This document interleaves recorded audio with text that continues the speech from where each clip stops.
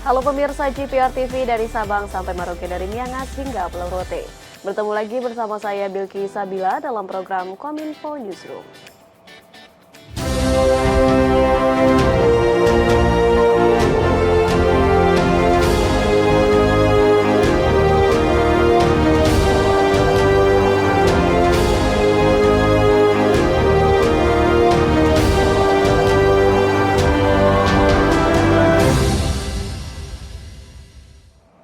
Inilah Kominfo Newsroom selengkapnya. Pemirsa, Otoritas Jasa Keuangan telah menyusun prioritas kebijakan di tahun 2023. Terkait perlindungan konsumen dan investor, OJK menitik beratkan pada penyelesaian secara cepat dan adil terhadap konsumen keuangan, namun tetap memberikan efek jera terhadap pelaku pelanggaran. OJK kembali menggelar pertemuan tahunan industri jasa keuangan yang merupakan wadah penyampaian arah kebijakan Otoritas Jasa Keuangan kepada industri jasa keuangan, serta sebagai bentuk akuntabilitas dan transparansi kinerja OJK kepada publik. Dalam acara pertemuan tahunan ini, OJK mengusung tema penguatan sektor jasa keuangan dalam menjaga pertumbuhan ekonomi yang diselenggarakan hari ini 6 Februari 2023 di Jakarta. Dalam sambutannya, Ketua Dewan Komisioner Otoritas Jasa Keuangan Mahendra Siregar menyebut, pemulihan ekonomi nasional tahun 2023 dipastikan akan tumbuh membaik meski sempat diterpa oleh pandemi COVID-19 pada 2020 lalu. Menurutnya, peningkatan aktivitas perekonomian domestik dari sisi konsumsi dan investasi telah menjadi penopang pertumbuhan. Hal itu juga diperkuat oleh pengumuman pemerintah mengakhiri tanggap darurat pandemi. Kami meyakini sebagian besar risiko transmisi perlambatan pertumbuhan ekonomi global, termasuk dampak penurunan harga komoditas, penurunan permintaan ekspor, dan pengetatan likuiditas global sudah dipahami dan akan dapat dimitigasi dengan tepat. Tahun ini, siklus politik 5 tahunan juga dimulai. Selain itu, OJK telah menyusun dan menetapkan prioritas kebijakan di tahun 2023. Prioritas kebijakan pertama adalah penguatan sektor jasa keuangan. Kedua, menjaga pertumbuhan ekonomi dan peningkatan layanan dan penguatan kapasitas OJK sebagai respon atas masukan industri, stakeholders, serta masyarakat. Terkait perlindungan konsumen dan investor, OJK menitik beratkan pada penyelesaian secara cepat dan adil terhadap konsumen keuangan, namun tetap memberikan efek jera terhadap pelaku pelanggaran dengan pengenaan sanksi keuangan yang berat. OJK bersama kementerian lembaga terkait serta kepolisian dan kejaksaan akan melakukan pencegahan kerugian masyarakat secara dini melalui penindakan investasi ilegal yang diikuti dengan pembukaan posko pengaduan di setiap kantor OJK di daerah. Presiden Joko Widodo yang turut hadir dalam pertemuan tahunan OJK meminta dukungan konkret dari sektor industri jasa keuangan untuk program hilirisasi. Dukungan itu berupa pendanaan untuk pembangunan instalasi pengolahan dan juga pemurnian bahan mentah. Presiden Joko Widodo dalam sambutannya pada pertemuan tahunan industri jasa keuangan 2023 yang mengangkat tema penguatan sektor jasa keuangan dalam menjaga pertumbuhan ekonomi, meminta Otoritas Jasa Keuangan memberikan dukungan pendanaan terhadap pengembangan hilirisasi khususnya dalam pembangunan smelter. Presiden menilai pembangunan smelter untuk semua komoditas baik CPO, minerba, dan SDA akan membuat barang mentah menjadi lebih bernilai ekonomi dan diharapkan menjadi batu loncatan untuk mendorong Indonesia menjadi negara maju atau setidaknya menjadi negara berpenghasilan menengah. Kita lihat proses sampai 2018 kita itu masih berada di lower middle income. Sampai 2018. Kemudian masuk ke 2018 kita sudah naik ke upper middle income. Karena pandemi turun lagi menjadi lower middle income. Tapi di 2022 kita sudah naik lagi menjadi upper middle income. Inilah yang harus terus secara konsisten kita dorong. Agar naik terus PDB kita, sehingga kita harapkan betul-betul kita bisa melompat maju ke depan. Selain menyoroti pembiayaan hilirisasi, Presiden juga menyoroti margin bunga bersih atau net interest margin dunia perbankan nasional yang berada di level 4,4%, di mana nilai ini disebut yang tertinggi di dunia.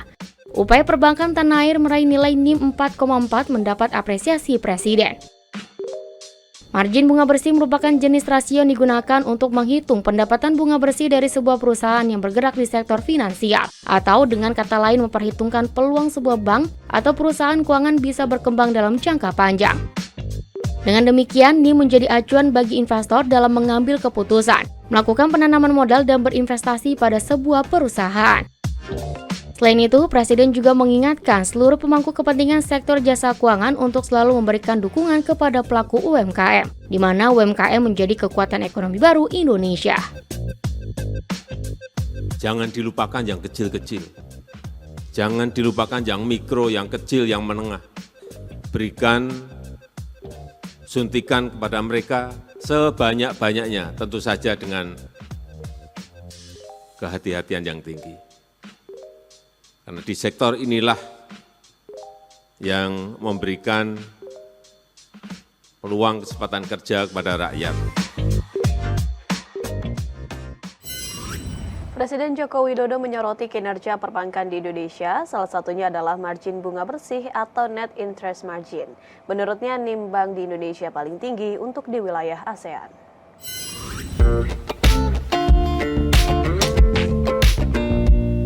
Presiden Joko Widodo dalam pertemuan tahunan industri jasa keuangan 2023 mengisyaratkan bahwa rata-rata margin bunga bersih atau net interest margin atau NIM perbankan nasional yang pada tahun lalu berada di level 4,4% masih terbilang tinggi.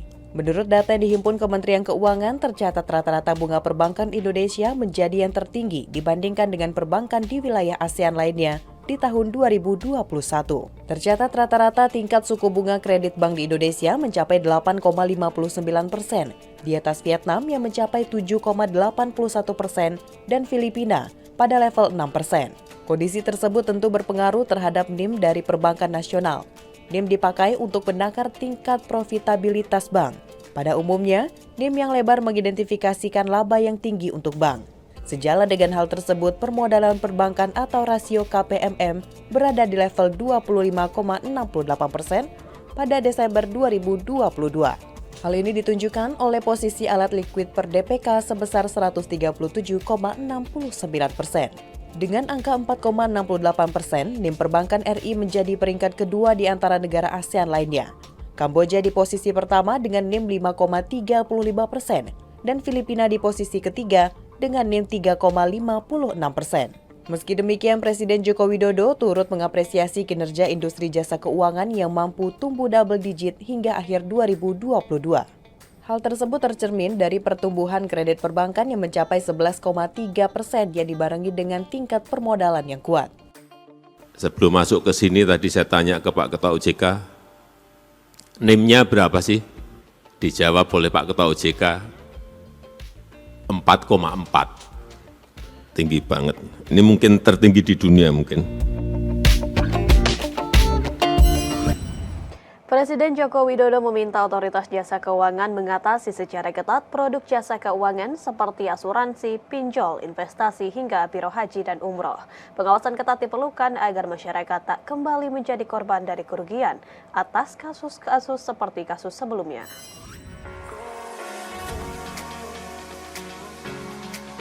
Seiring dengan maraknya pemberitaan masyarakat yang mengalami kerugian karena menjadi korban penggelapan dana beberapa perusahaan asuransi, Presiden Joko Widodo dalam acara pertemuan tahunan industri jasa keuangan 2023 meminta otoritas jasa keuangan untuk lebih mengintensifkan pengawasan terhadap produk jasa keuangan seperti asuransi, pinjaman online, dan investasi.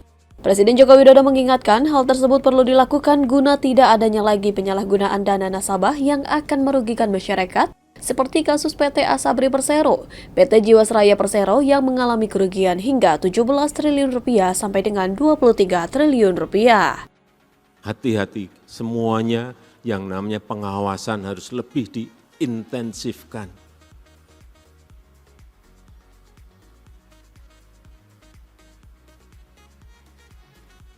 Sering pelaporan, sudah ada pelaporan keluhan,